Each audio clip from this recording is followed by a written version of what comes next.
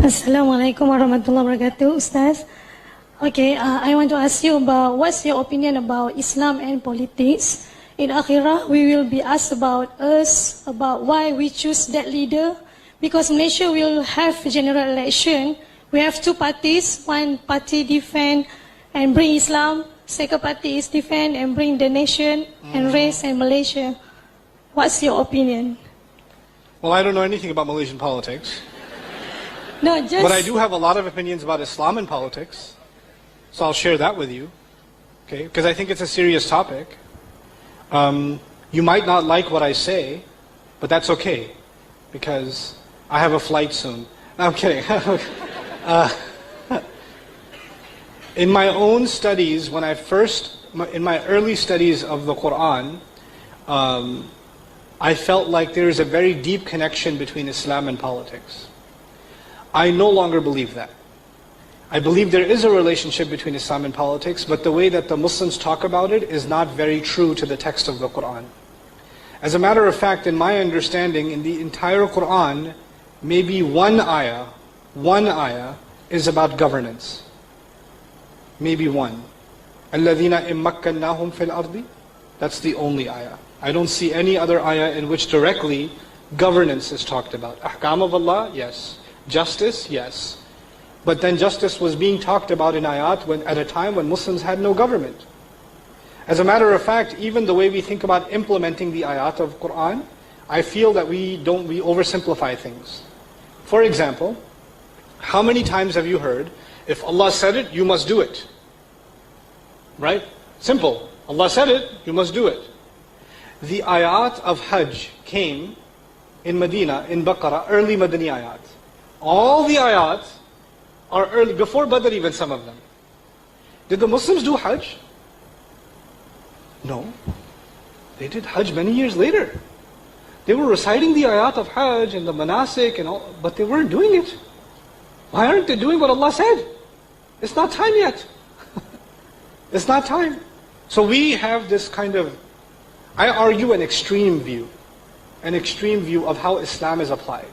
Okay? As far as citizenship is concerned, I won't comment on your politics or what party and what candidate, or who's Islamic and who's not Islamic. I would argue that your responsibility as a citizen is to look at the rights of all citizens, not just the Muslim citizens, and to look at the candidates that are best for the nation. What is best for Islam is not the same as what is best for the nation. What is best for Islam is at a community level and at a larger level. Right? But we often assume, that's what I was saying, we think Islam is top down, not bottom up. The vast majority of Islam is bottom up.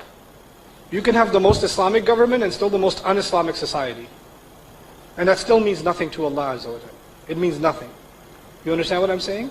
So I think we've over-politicized, I feel, Islam, and I don't think that's the right place for it.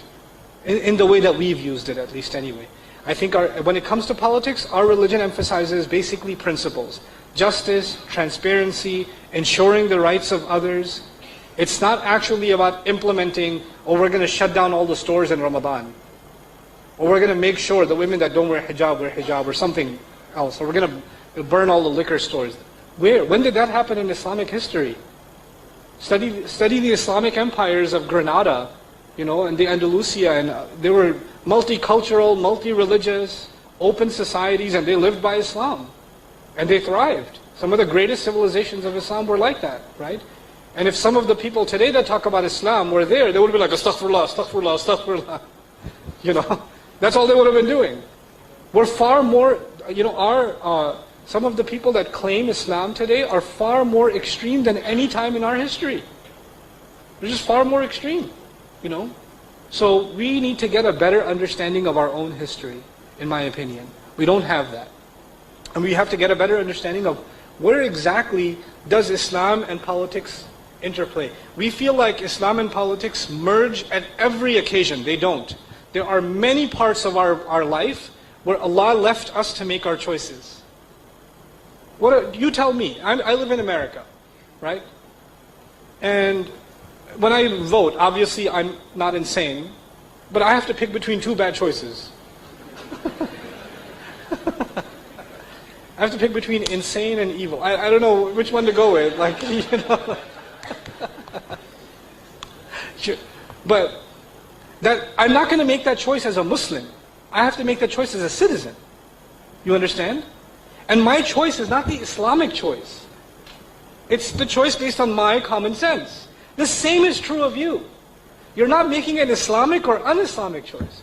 You're making a responsible choice as a citizen based on the information that you have. So I feel that Islam is unnecessarily pushed into this space, and it creates a lot of disaster. Because what happens then is, people are made to feel like, if you vote for this one, you are less Islamic. And if you vote for that one, you are more Islamic. And they're both Muslims. You know, that's just not the case. That's my view, sorry.